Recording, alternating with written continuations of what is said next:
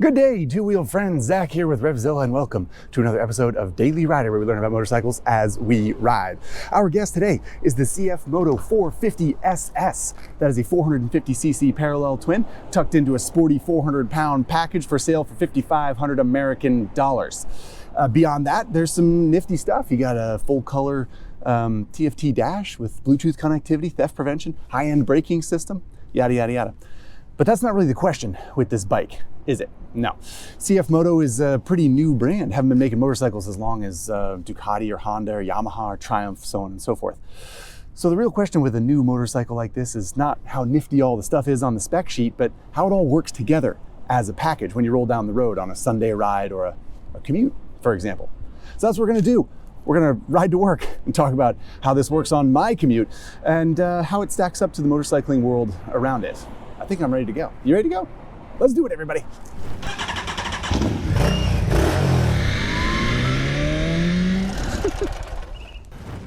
Okie dokie, everybody. CFMOTO 450 SS review coming up.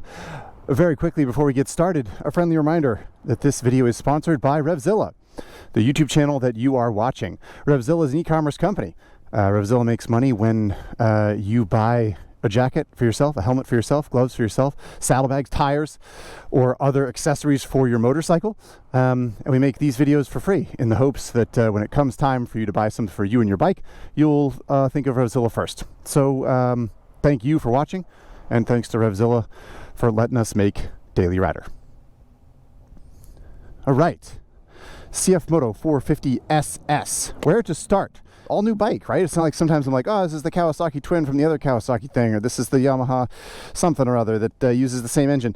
It's a new engine to the world of motorcycling. It's a 270-degree crank pin offset, so it sort of mimics a 90-degree V-twin in its sound, 450 cc's, and like I said, it claimed 50 horsepower. So you got a steel tube frame, removable subframe, which is kind of nice, removable passenger foot pegs, which again is kind of nice. Up front for braking, you have a 320 mil rotor, which is pretty big in general, but especially for the class.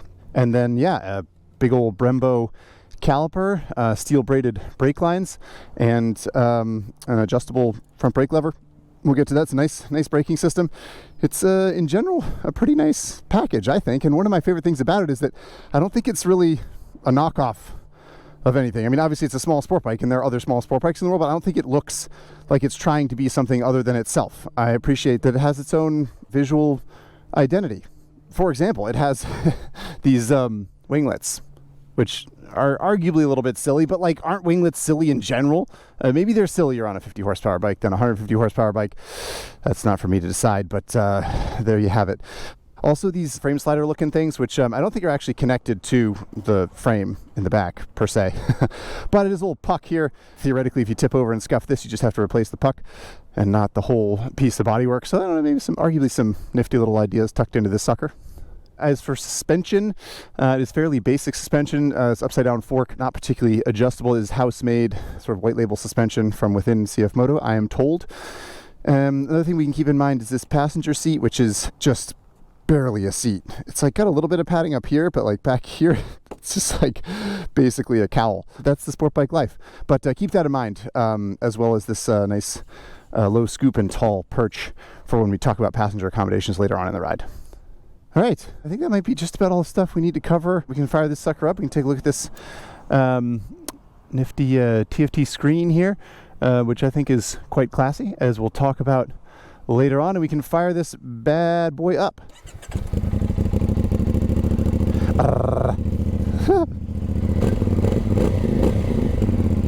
Kind of a burly little sound, right? I kind of like it. I tend to favor oddball firing order in parallel twins in general, so that's a little bit of bias I have, but yeah, I think it sounds cool. All right, I think LED lighting, these sort of like LED runners up here, kind of nifty. Yeah, I think it's a sharp looking bike. I think everything's covered. I'm ready to ride. I'm sweating here, staying in my gear. So let's ride to work, shall we, everybody?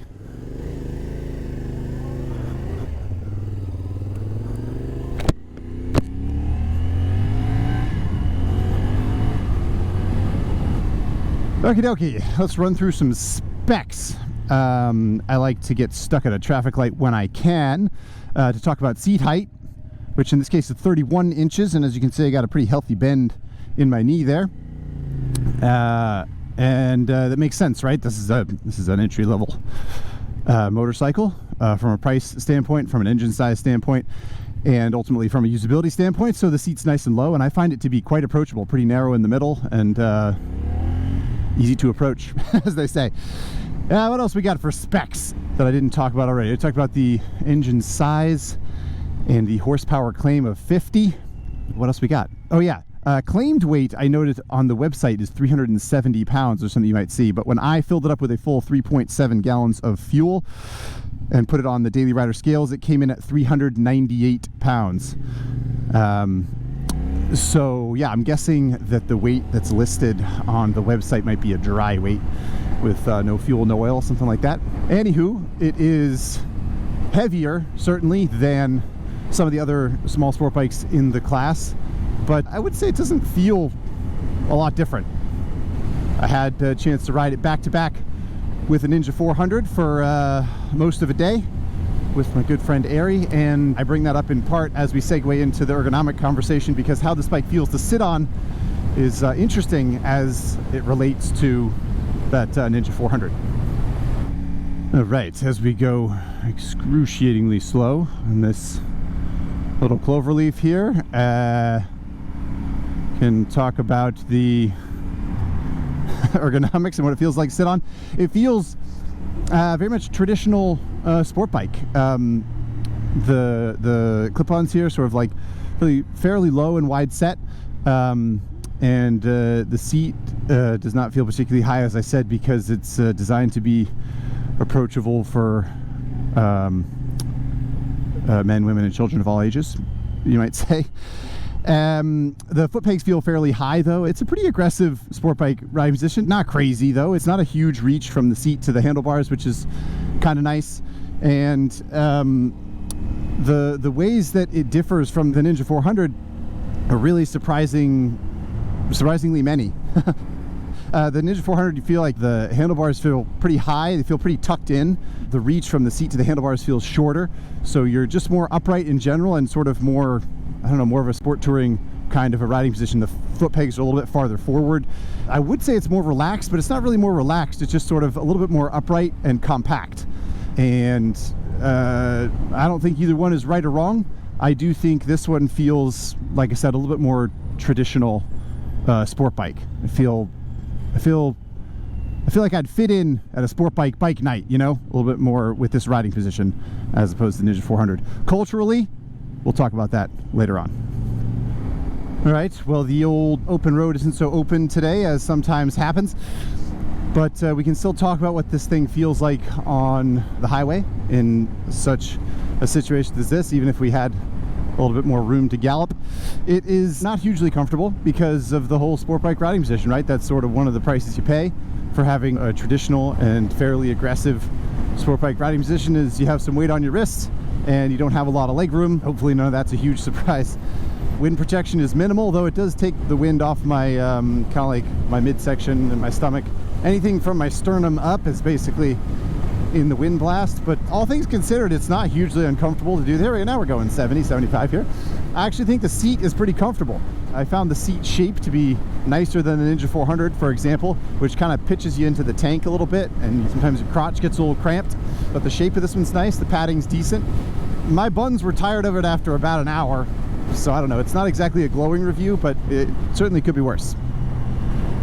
One thing I don't want to forget to talk about as we cruise down the open road here is this engine's smoothness, which is impressive in my mind. I think there are two, I believe, counterbalance shafts inside the engine to counteract the natural vibration of the sort of oddball offset crank, and I think it's pretty good. There's a little bit of vibe through the handlebars and through the foot pegs, but the thing about the foot pegs is that they're bare metal.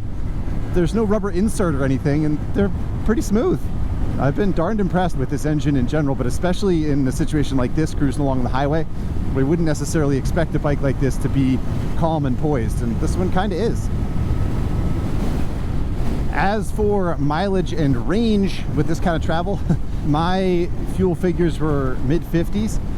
Interestingly, I noted that the bike disagreed with that. Let me see if I can find the fuel mileage. Yeah, so for trip 1 right now, the bike's claiming 60. The longest tank of gas, which was around 130 miles, I think, the bike claimed about 64 miles per gallon, and I calculated it at 55. So pretty optimistic with the calculation on the dash. But regardless, you're going to go a couple hundred miles if you want, theoretically, if you get 55, 60 miles a gallon, 3.7 gallons of gas, which will probably be maybe a little longer than you want to sit on this bike anyway. I think this is a totally appropriate amount of gas and amount of efficiency for the class of bike and for this engine in particular.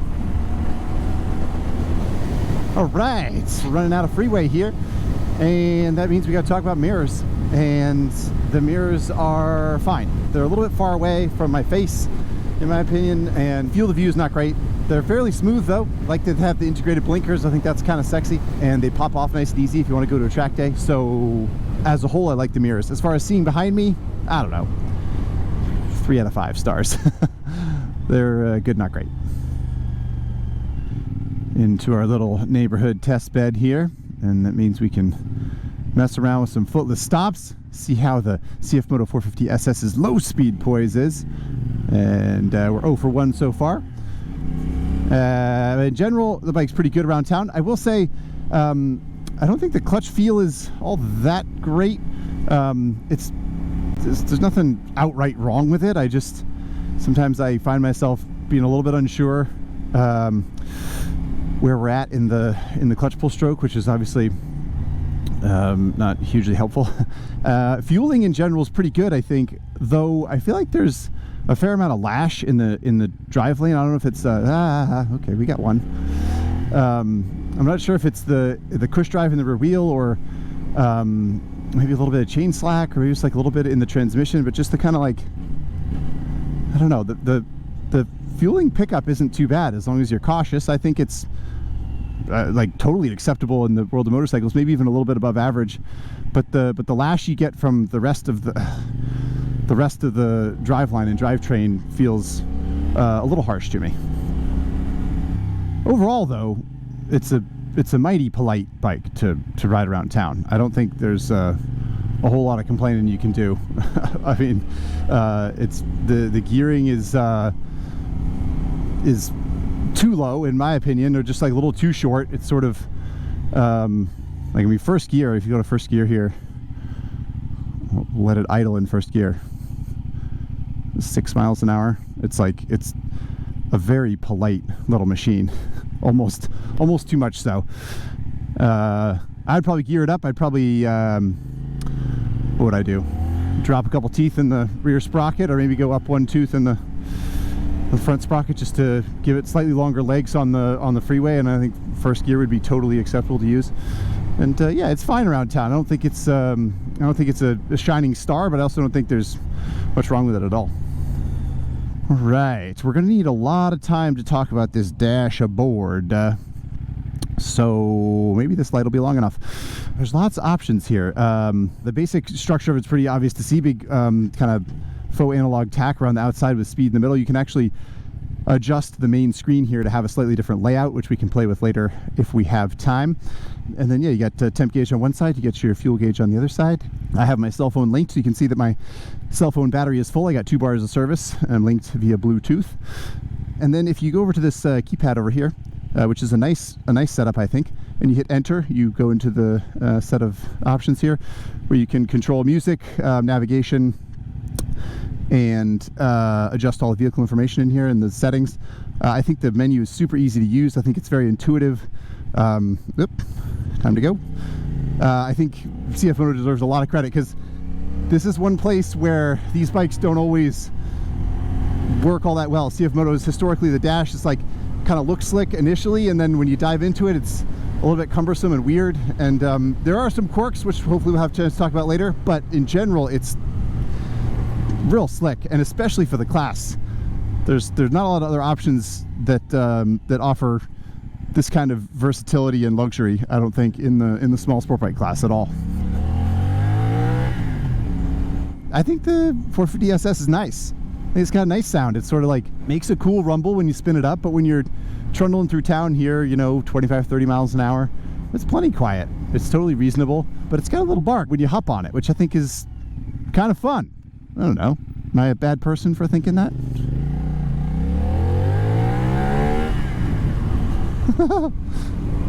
All right, on to Lover's Lane here on the CFMOTO 450 SS. You'll remember I called out that the seat was quite stiff, and it is hugely uncomfortable as far as I've been told. There's not a lot of leg room back there. This is typical sport bike life, right? You can put a passenger back there if you want to, but that's not what the machine is made for. And I think CFMOTO kind of leaned into that. And I can't tell if I'm disappointed that there isn't a cushier seat back there. Like, cool, just surprise us. Give us a cushier seat. Wouldn't that be nice if the passenger was actually comfortable for once on a sport bike? Wouldn't that be wild? And part of me also thinks, good on CFMOTO for just sort of like ignoring the passenger seat. Who cares? No one's going to put a passenger back there anyway. It's not why someone's buying the bike. So we're just going to make it like a courtesy perch, and we're going to call it good. So I don't know. I guess I'm caught in two minds there. Oh, left turn. Oh, four ways. Gotcha. Thanks, brother. The generic SUV pulled over, let me go by. Perhaps it's a Daily Rider fan who knows we are approaching the Twisty Road section. Oh boy, exciting times. But in all seriousness here, kids, this is where the 450 SS should shine, right? Theoretically, you should be able to scoot your butt off the seat as we enter some of these corners here and feel your hands go kind of neutral on the handlebar and not really have to give the bike much input. Just let it sort of carve its way through corners, and you know what? That's exactly what it does. It's a fun bike, good for this kind of thing.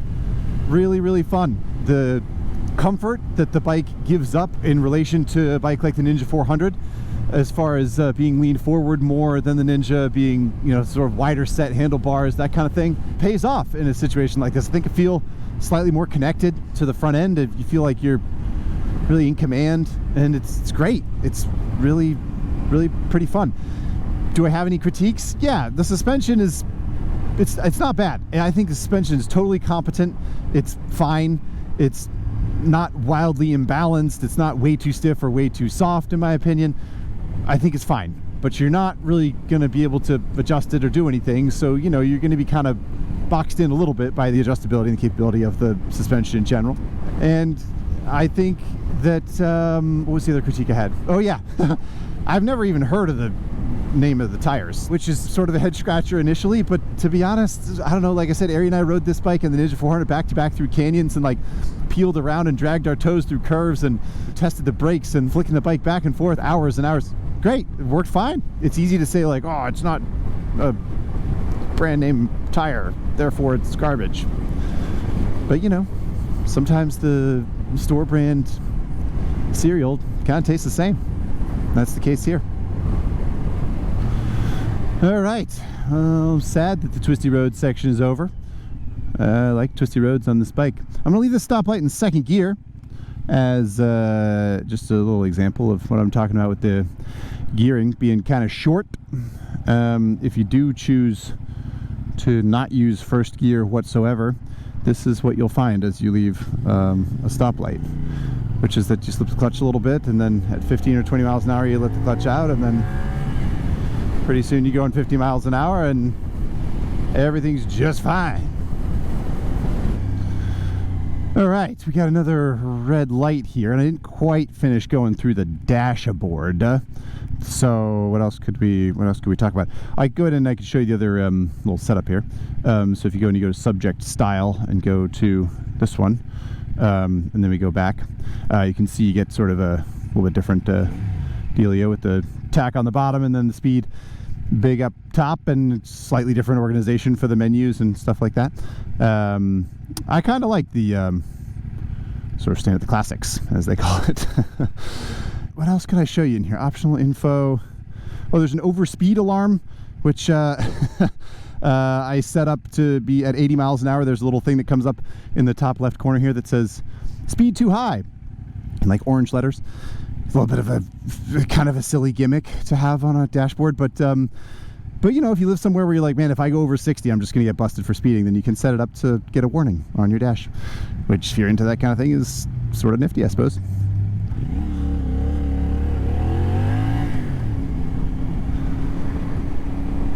To circle back around to the engine, the CFMOTO 450 SS, I think it's worth discussing in a little bit more detail, because the other CFMOTO bike that I've tested primarily, the 650 Adventura, which is a Kawasaki versus 650 clone knockoff kind of thing, which I also tested on Daily Rider here, and it's a perfectly capable bike, but it rubs you the wrong way a little bit on account of clearly knocking off the versus 650 in general.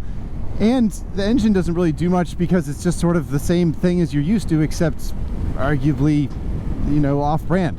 But this engine is not like anything else. It's not like a Ninja 400 engine. It sounds different, it feels different. Same goes for a Yamaha YCFR3 or a KTM RC390. This engine is different. It's a different design, it's a different style, and that makes a difference, I think. I don't know if it's a reason to buy the bike, but it's something. There's a draw to it, I think. I like it. All right, coming to the end of the ride here, so we can circle back to our initial question, sort of where does this bike fit into the world of motorcycling and how does it work as a package? Well, hopefully this has all been clear in my explanation of the motorcycle so far, but it works pretty well as a package. It's not disappointing in ways that many people expected it to be based on the tenor of the questions I got via social media. I think that some of the nifty stuff on the spec sheet is actually valuable. The dash is nice, it works well, the menus are good, they're intuitive, it's easy to use, it feels luxurious, the keypad is nice, it's a totally competent chassis, it's fun to sling down a twisty road, it works well, it's balanced, the brakes are good, it all works as it should. And is it the best beginner sport bike that you can get, or best small sport bike, whatever? No, not necessarily. We'll talk more about that when we answer Instagram questions, but the fact that it's in the conversation and it's not just a kind of a total caboose on the category is a big step forward for CFMOTO, and I'm kind of, I don't know, encouraged by it, and I think it's always fun to have more options in any category of motorcycling, this one included. So yeah. Right. The real big question with any small sport bike, of course, is how it handles going down a dirt road. And we're about to find out. As we know, the gearing is nice and low. Perhaps this is for off-road capability, you know, so you can trundle nice and slow down through sections of road like this. Ah! In other markets, this bike is called the 450 SR, and in some other markets, there is a 450 SRS, which has adjustable suspension, traction control, ride modes, and other features such as that. So there's no TC on this bike, but I don't think it needs it, and I'm not that mad about it. And the suspension is not off-road suspension, but hey, we survived. I would say it did a little better than it should have, to be honest. All right, we are back on the straight and narrow here. We can see if this sucker does wheelie. No traction control, of course, so that bodes well, I think. Let's give it a try. Whoa, hey. I tried to grab a gear and it didn't work.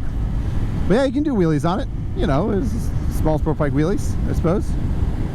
As we get one last traffic light here, I'm gonna go in and pull up the navigation just to show you what that looks like. Oh, there we go. So I pulled up the nav to the office, and it does this little turn-by-turn thing, you know. You plug it into the CFMOTO app in your phone, and you tell it what address you want to go to, which is a little bit cumbersome and not quite as slick as it should be. But then it does this turn-by-turn thing, and it's not perfect. It has some weird quirks, like searchability is not great within the app itself, and when you get close enough, instead of going from 0.1 miles to feet, it goes to like 6,000 inches and then 4,000 inches, and it's very strange. But anyway, there you have it, turn-by-turn nav, which is kind of nifty, I suppose. And another red light, which means we can do another wheelie.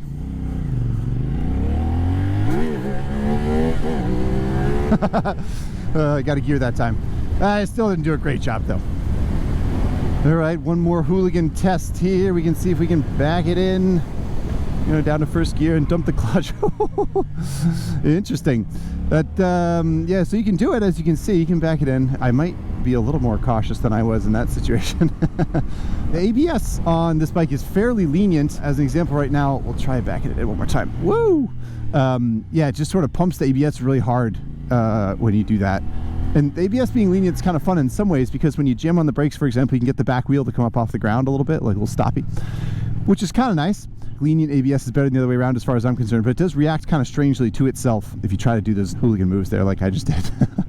Alrighty, we're a little bit strapped for parking spaces on our U-turn challenge here. So we're going to line up next to this E150, and we are going to line up here, and then we're going to go full lock left, and we're going to go feet up. Oh yeah, that's pretty good actually. Oop, I screwed up. I mean, that's less than 2 parking spaces. That's not bad. I mean, I guess it's a small bike, but you know, sometimes sport bikes are not that great for turning radii. But that's pretty good. I'm impressed. I didn't think it was going to be quite that competent. All right, we're going to park next to all this litter here, and we're going to take one more listen to this this snappy little parallel twin engine here.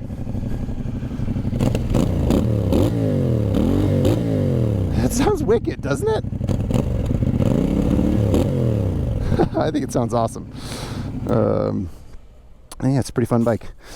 All right, there you have it. CFMOTO 450 SS. I hope you had fun with that ride, everybody. I had fun with it. It's a spunky little machine. It's refreshing, if nothing else, to have a new competitor in the small sport bike class, in my opinion. Anyway, let's see what you all have to say and answer some Instagram questions here.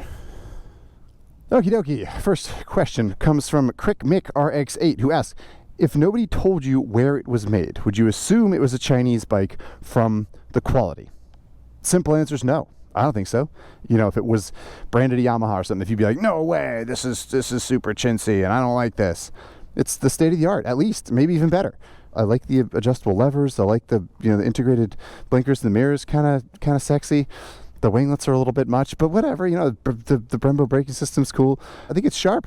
I even like the rim stripes. I've said for years that I like the Ninja 400's rim stripes, and I'm glad that CFMOTO cribbed that idea.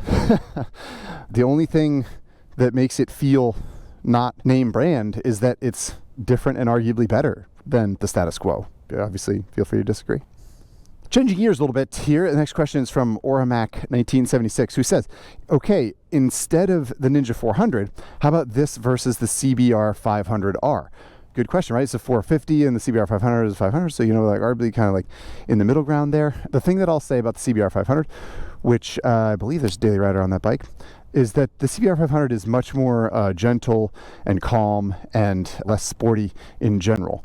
So just the demeanor and the feel of the bike is a lot less kind of energetic and sport bikey compared to this or a Ninja 400, for example. If you'd like to read more about the CBR 500R, I would recommend going to Common Tread and looking up Spencer's review of the CBR 500. He did a great job, rode it on the street, rode it with a passenger, rode it 2 different track days. Very comprehensive review of that bike, and he sums it up quite nicely, in my opinion. But that's the quick snapshot for you. Next question is from Pat McKay, who says, will Chinese motorcycles have the same progression as Korean cars? Initially cheap, questionable quality, to eventually being viable options as a whole. I think this is a good question. This question and sort of theory comes up every time I test a Chinese bike here on Daily Rider. People talk about how Kia and Hyundai, they're sort of like cheap, crappy cars 20 years ago, and now they're not. Will Chinese motorcycles have the same arc? I can't say for sure. I'm sure that there are people at CFMOTO talking about that, and I think that it's entirely possible. I'm not going to predict whether or not that'll happen, but if CFMOTO wanted to be successful on that path, on that route, this would be a good stepping stone, in my opinion. Next question is from T-Hockey510, who has a Ninja 400 related question, which I said I'd circle back to a little bit. This question goes something like this. Could this work as a dedicated track bike for a novice/intermediate group, or is your money better spent on something more tried and tested, say Ninja 400 R3, etc.? So this is where I think the 450 SS has a big disadvantage to the Ninja 400. The Ninja 400 is a great track day bike. I think this would be a good track day bike too. If you wanted to ride a bike to work, you want to ride the canyons, you want to ride around and use it as a street bike and occasionally go to the track, I think this is a pretty good option.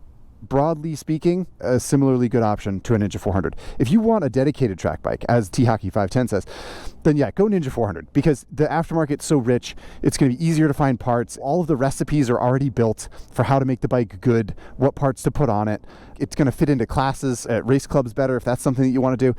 I just think that it's better. Plus, a lot of the features that this bike has, ultimately, I don't think matter that much on the track, aside from the brakes, which I think are quite good and I think would translate to the track well. A lot of the features of the dash, for example, like who cares when you're on a racetrack? The Ninja 400 dash is simplistic, but it's fine. So yeah, dedicated track bike, I go Ninja 400, and I hope that helps answer your question. Last question here is from Potter Peachy, who asks, simple question, should the established brands be worried? This is a good question. It's a big question. I like how simple it is, and I like how big and broad it is. I don't think that the established brands have any reason to be worried right now, because I don't think that this bike is going to steal market share in some sort of insane way. But I do think that it's a shot across the bow of every other brand that makes a small sport bike, because this thing does some neat stuff. It has some features, and it's being brought to the market at a price, $5,500 that's sort of right in there with a Ninja 400. I think you can get a non-ABS Ninja 400 for a little less, I think, technically, but ABS-equipped Ninja 400s would be this much or a little bit more. And then KTM RC390, a little bit more. This thing's got some nifty stuff, and it doesn't have everything. It doesn't have a quick shifter like I think the RC390 does. It's not so much that the established brands should be worried. It's that they should be looking at this and thinking, if that company's bringing a bike to market that has turn-by-turn navigation on a full-color dash and tracking via an app and steel braided lines feeding a Brembo caliper and full LED lighting and this nice kit that the bike has, that hopefully has some heads being scratched at Kawasaki, at Yamaha, and at Honda. And I don't think that it's time for them to be worried yet, but I do hope that it lights a fire. I would like to see energy and a little bit of infusion of technology and an interest in the small sport bike category always. If this is enough to do that, then I'll be a happy rider. Okay, thank you so much for your Instagram questions. Bear with me here. We're going to stick this sucker on the Daily Rider leaderboard, and then I will let you go. All right, everybody, here we are inside RevZilla West and the Daily Rider leaderboard. I haven't given you guys a tour in a little while. There's not actually that much going on. There's a light here. There's Aries dirt bike there. There's Aries street bike there. And the 450 SS that we just rode here. And Dave the Jixer. Nothing exciting going on. I just figured it's been a while since we looked around. Whatever. We've got the CFMOTO 450 SS in the hopper ready to go here. And as a friendly reminder, as usual, the top of the Daily Rider leaderboard, you got your Suzuki SV 650 with a good giggle score there. Suzuki's GSX-8S and the Triumph Bonneville T100 in the top 3. Getting to this time of year, you get halfway through the year, toward the end of a season of Daily Rider, and the top is strong. Top's strong. All right, as for the CFMOTO 450 SS, this is the one we're really curious about here, right? There's the Kawasaki Ninja 400 sitting mid-pack here, not bad for a sport bike. Is the CFMOTO 450 SS a better Daily Rider than Ninja 400? Is the Ninja 400 better, culturally? Yeah, sure.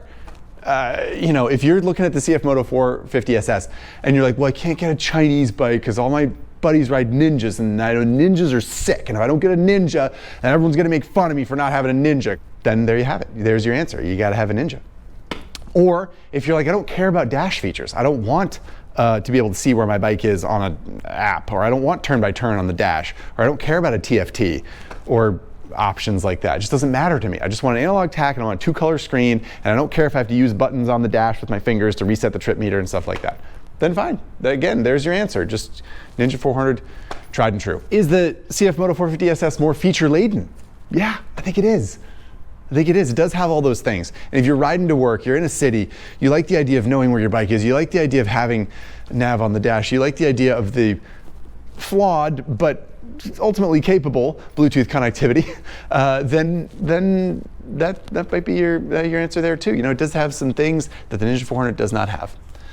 So, all that being said, I'm putting the 450 SS below the Ninja 400 on the Daily Rider leaderboard just because I think the Ninja 400 is it has pedigree, it has a reputation, and the reputation is good. It is a glorious little machine. It works so well on the street, it works so well on the track. It's a good platform, it's cool to look at. It also has rim stripes. It's kind of got it all. Or at least you would think it had it all until you ride the 450 SS and you think, there are some things that maybe you can have. Still, the Ninja 400 does have a good giggle score here because it always makes me happy to ride. And ultimately, I'm sooner recommend a Ninja 400 considering all the different things you could do with a small sport bike over a CFMOTO 450 SS. But as we said during the ride, I think it's a shot across the bow. I think it's a good bike, and I'd rather ride to work than a Hayabusa. That's for sure. I think it's a good place for the CFMOTO 450 SS to finish. If you remember correctly, the CFMOTO 650 Adventura here. If you'd like to see a more in-depth look at the navigation system that's on the 450 SS, it's basically the same as it is on the 650 Adventura, and we covered it in that Daily Rider there. I think that's it. I think I've run out of stuff to talk about here today on Daily Rider. I do thank you so much for watching the program, and I hope that you took a little bit away from this, and if nothing else, I hope you smiled once or twice. See you next time on Daily Rider, everybody.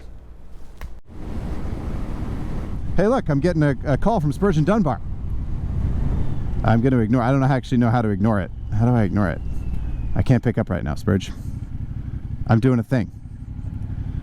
But there you have it. See, when your phone's linked, you get a little notification. That's nice. I can't talk. Stop. I'm doing a thing. I can't pick up. I can't talk.